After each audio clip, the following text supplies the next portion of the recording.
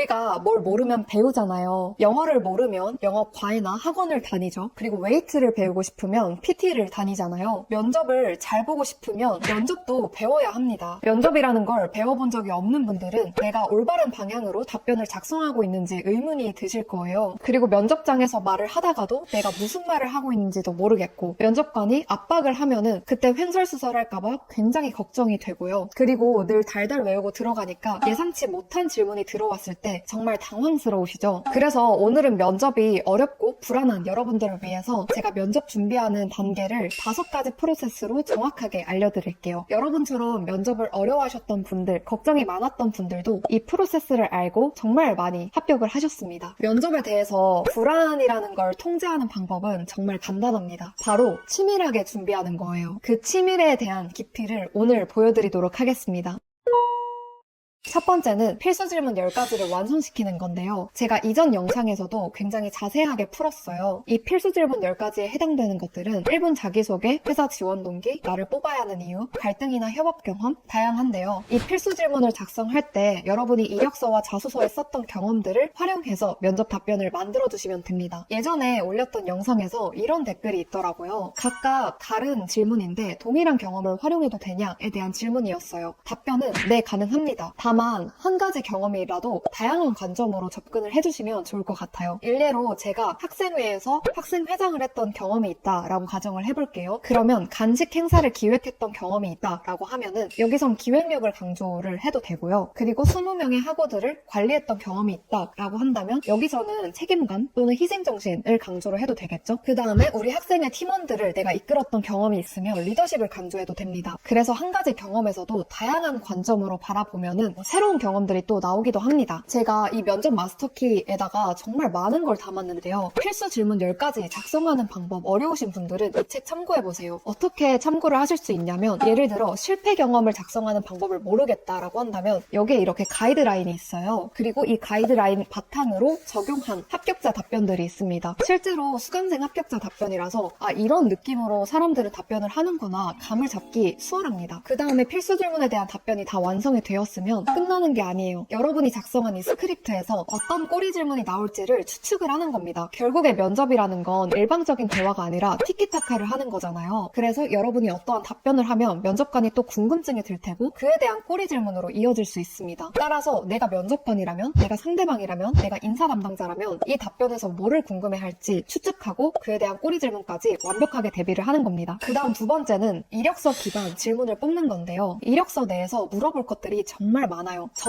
전공을 왜 이 전공을 선택을 했으며 가장 재밌고 재미없었던 전공 과목이 무엇이었는지, 인 전공 과목이 지원 직무와 어떤 관련이 있을지 정말 많죠. 이것뿐만 아니라 경력이 있으신 분들은 이 경력에 대한 질문, 퇴사 질문 또 나올 수 있고요. 그리고 대외 활동이 많으신 분들은 다양한 대외 활동을 했는데 그중 가장 인상 깊었던 경험이 뭐냐, 대외 활동 경험이 없으신 분들은 왜 없냐, 이런 질문들이 나옵니다. 이력서 기반에서 질문을 뽑을 때는 나 혼자 뽑아도 되지만 주변 취업 스터디원들을 구해서 그들의 도움을 받아도 되고요. 가족들, 선배들 또는 현직자의 도움을 받아서 내 이력서를 좀 보여주면서 어떤 질문들이 나올 것 같냐, 어떤 게 궁금하냐를 적극적으로 물어보는 걸 추천합니다. 그리고 세 번째가 직무 면접이랑 전공 지식 질문들을 뽑는 겁니다. 여러분이 과거에 들었던 전공 과목들 있잖아요. 거기서 사용되었던 이론들, 공식들일 수도 있고요. 이러한 지식들을 다시 한번 스터디를 하셔야 합니다. 그리고 어떠한 자격증을 땄다라고 한다면 그 자격증에서 무엇을 배웠는지까지 정리를 하셔야 하고요. 그리고 직무 면접 질문은 여러분이 준비하시는 그 직무명 뒤에 땡땡 직무 면접 질문 이렇게 검색을 하면 다양한 질문이 나옵니다. 이럴 때 GPT를 활용하시면 효율적이겠죠. 이 직무에서 이런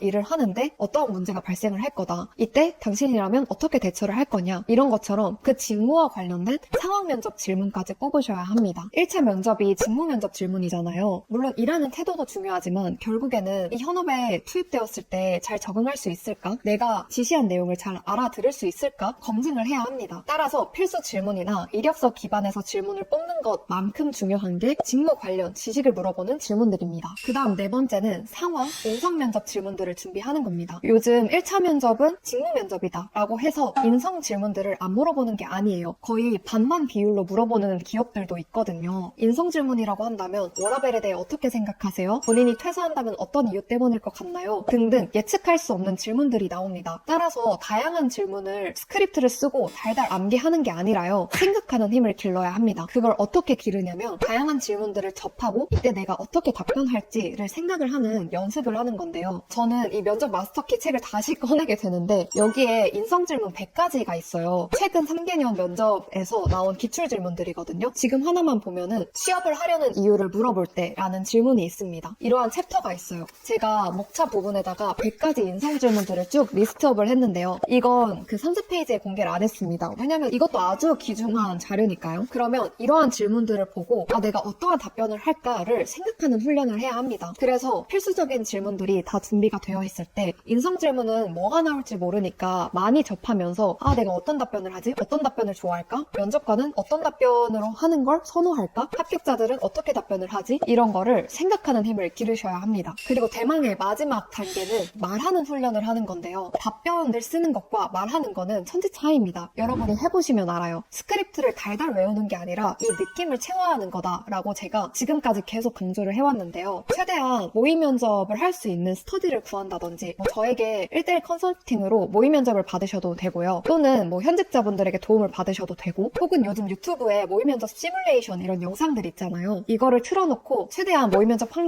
환경을 세팅을 해두고 말하는 훈련을 하셔도 되고요. 여러분이 정말 1번에서 4번째 프로세스가 다 완성이 되면 5번째 단계인 말하는 훈련에 많이 집중을 하셔야 합니다. 여기서 점검을 할 때 말하는 길이가 너무 길지는 않은지, 장황하지 않은지, 그리고 시선을 똑바로 보고 말을 하고 있는지, 내 경험에서 말하고자 하는 핵심은 무엇인지, 나를 뽑아야 하는 이유는 잘 전달이 되고 있는지들을 다른 사람들과 한번 피드백을 나누어 보셨으면 좋겠어요.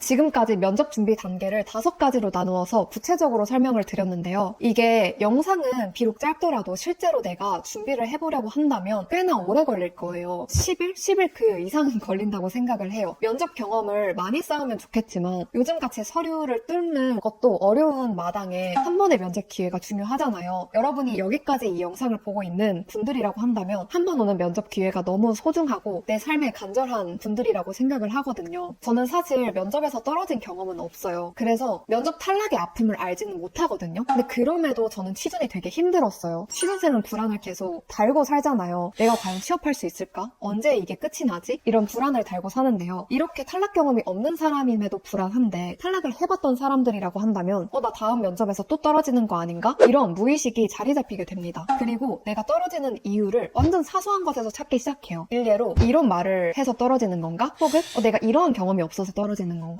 혹은 내가 말을 끌어서 그런 걸까? 이런 식으로 쓸데없는 부분에서 그 포인트를 찾기 시작하거든요. 하지만 여러분이 배우셔야 할 거는 그 채용자의 시선, 면접관의 관점, 그리고 나를 뽑아야 하는 이유와 같은 그런 본질적인 부분입니다. 물론 백발백중 모든 면접에서 다 합격할 수는 없을 수도 있지만 저는 여러분들이 탈락하는 경험을 애초에 안 쌓으셨으면 좋겠어요. 왜냐하면 이러한 또 떨어질 거라는 그런 무의식이 다음 면접 때도 그 자신감에 있어서 영향을 미칠 수밖에 없거든요. 하지만 여러분이 면접을 배워본 적이 없기 때문에 어렵고 서툰 게 당연한 겁니다. 따라서 이번 기회에 제대로 한번 배워보셨으면 좋겠습니다. 제가 면접 경험이 없거나 면접에서 탈락해서 불안하신 분들을 위해서 이 면접 마스터키라는 책을 만들었었는데요. 이게 출시한 지 지금 2개월 좀 넘었어요. 그런데 합격자들이 엄청 많이 나오고 있거든요. 그 이유가 본인의 방식대로 답변을 하는 게 아니라 실제 합격자의 답변은 어떻고 제가 실무자들 그리고 임원까지 면접관들의 그 관점까지 담았거든요. 실제로 인터뷰를 하면서 어떤 지원자를 뽑고 싶은지 그런 내용을 담았어요. 그래서 이 부분에 대해서 알고 면접을 준비하시니까 이런 좋은 결과들을 낼 수 있는 것 같아요. 하지만 합격자 답변을 달달 외워서 면접을 보고 싶은 분들이라면 이 책은 도움이 안 될 겁니다. 왜냐면 합격자 답변을 내 걸로 만드는 게 중요한 게 아니라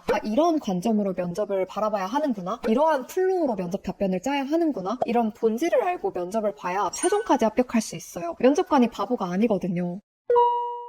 그러면 오늘 알려드린 이러한 내용들 그리고 제가 예전에 올려두었던 인성 면접 질문 시리즈들 참고하셔서 꼭 최종 합격하셨으면 좋겠습니다. 그리고 마무리를 하면서 제가 좋아하는 말 하나를 공유하고 싶습니다. 저는 제가 상상하면 모든 것이 현실이 된다라는 말을 되게 좋아해요. 그래서 아침에 다이어리를 펴고 이번 연도에 이루고 싶은 목표 3가지를 매일 적습니다. 그리고 함께 감사한 일도 같이 적고 있어요. 그런데 시간이 지나고 이 다이어리를 펼쳐보니까 정말 이루었더라고요. 이 영상 영상 찍고 있는 이 카메라도 그렇고 제가 쓰고 있는 마이크, 제 주변에 이루고 있는 모든 사물들은 누군가의 상상으로 만들어진 거잖아요. 따라서 여러분들도 이루고 싶은 목표를 구체적으로 상상하고 그걸 이룰 수 있다라는 확신을 가지셨으면 좋겠어요. 그러면은 정말 이루어집니다. 따라서 여러분들이 원하고자 하는 목표, 당연히 취업하고자 하는 그 목표 포기하지 말고 계속 상상을 하고 그에 맞는 노력을 하면서 좋은 결과 얻으시길 바라겠습니다. 늘 영상 봐주셔서 감사합니다. 그럼 오늘도 좋은 하루 되세요. 안녕.